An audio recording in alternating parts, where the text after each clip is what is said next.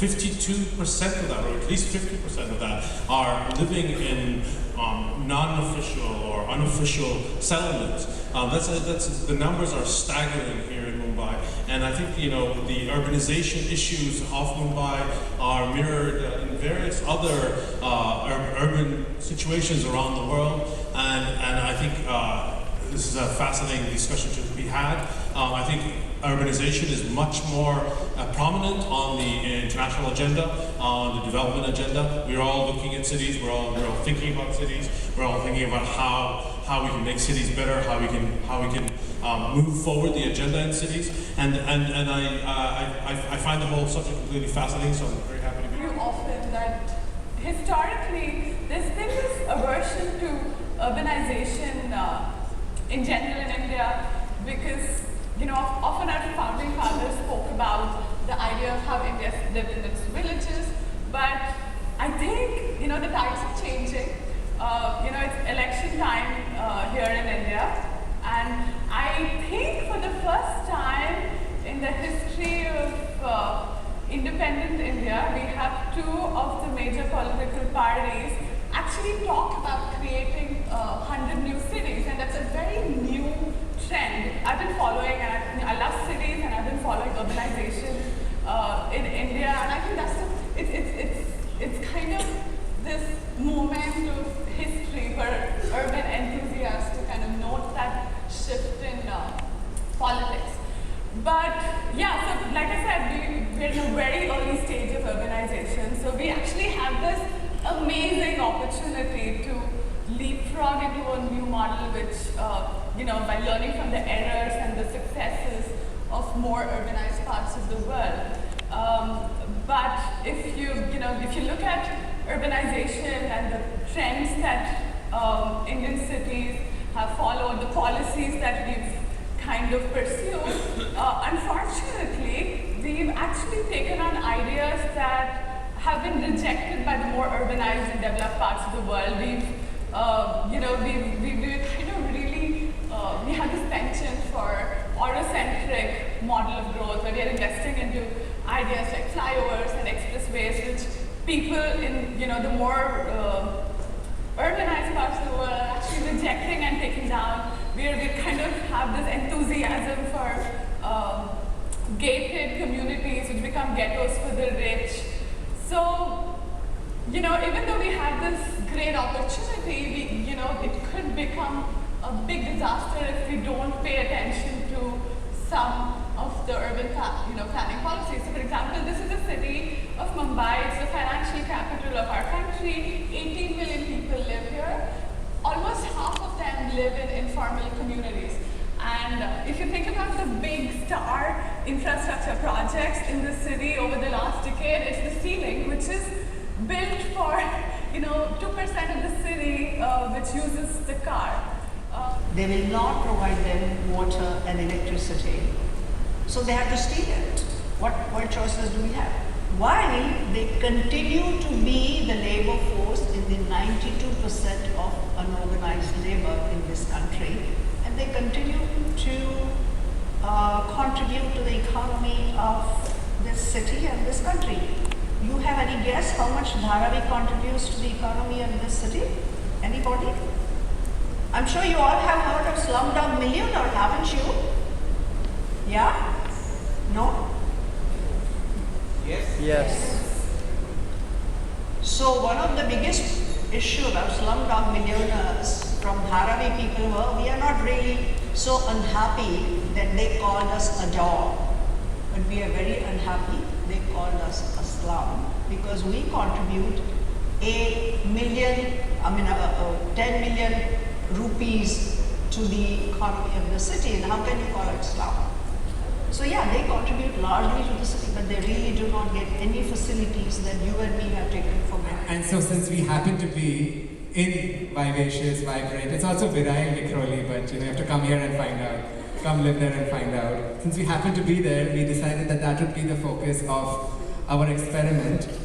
We do a bunch of things in these conversations. We have conferences, we have performances. Sometimes we take huge 200,000 square feet factories that we have, and fill them up with crazy people, whether it's scientists, whether it's hackers, whether it's performers, whether it's artists and designers. If you come to one of our pop-ups, you'll see giant robots, you'll see racing cars, you'll see printers, spewing 3D objects, you'll see people dancing, you'll see people throwing genda pool on each other. It looks like a very surreal, Fellini-esque kind of film, but what we are trying to do is we're trying to do a bunch of things. We're trying to question this notion that the cultural spaces of our city belong in particular geographical destinations. We're trying to question the nature of institution building itself. Who says that culture and society have to come out of largely fossilized old buildings that happen to exist in South Bombay? And I have no disrespect for these old buildings. I go there occasionally, but really, India is changing and the city is changing, and there's lots of ideas happening from everywhere. And we're also questioning this whole notion of of stakeholders. Why does a company, in our case, only have to be a place where you produce products or services or come to work? Why can a company not be a place for ideas? Why can a company not be a place, an open source lab that is a collaborative space for its employees and for citizens to come together and play? Why can a company not be a repository for knowledge? And in a sense, we're tapping into changes that are taking place all over the world. The challenges that the world is facing and is going to face are so huge that these boundaries between what is a governmental agency, what is a non-profit, what is a company, or for that matter, what are citizens? I think these boundaries are slowly dissolving, and people are realizing that to solve these challenges, we have to come together across these boundaries and work together and come up with innovative solutions. And you kind of look at the origins of democracy. It was people meeting face to face, kind of coming together, having a discussion, and moving the community forward, the decisions of the government forward. And today, our view of the government is long lines, cold bureaucracy, and the vote that we do every 5 years. There's just no participation in the future of our community. So I was really romantic. I'm not so romantic about the idea of technology right now. Segregation, and then you give them points and create civic heroes like we do in Farmville, like some of these silly games that are so addictive. So I'm really interested in kind of turning that into a real world game for social change. And picking up from what Swati was talking about, I think the idea of making intervention at the community level through kind of building this citizenship which takes responsibility for the community.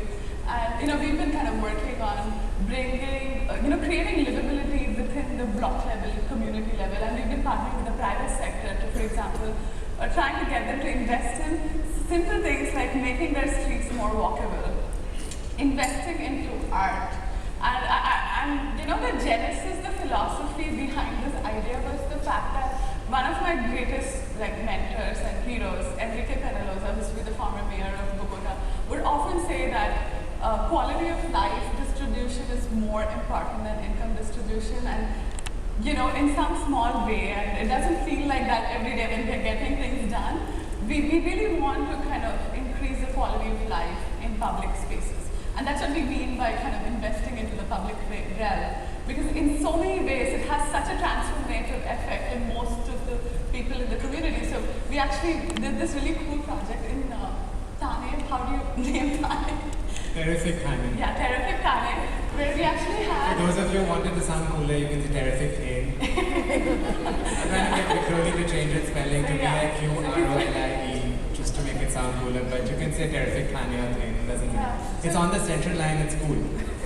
Yeah, so we're making it cooler. We actually partnered with a group of artists who are working on cultural art, and we kind of got them to create interactive art in the public spaces, which creates a sense of place, and hopefully in the longer run, the community is starting ownership of these kind of spaces. Most of the slum communities are extremely dense, and they really don't visualize it as a larger space.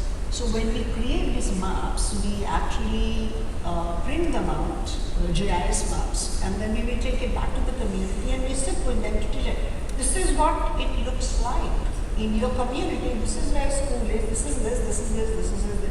And then, oh my God, this is how it is. So I have to walk that much to get to my health post, which